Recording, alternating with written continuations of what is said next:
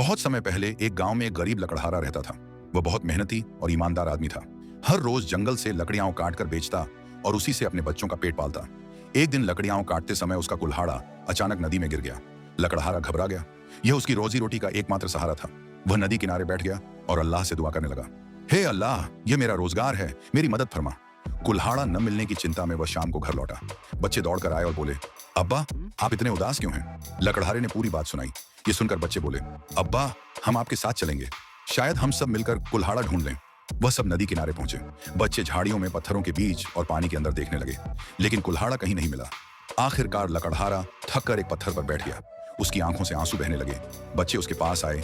एक ने उसके आंसू पोंछे, दूसरा उसका हाथ पकड़कर बोला, अब्बा जी, आप परेशान मत होइए, अल्लाह बहुत बड़ा है।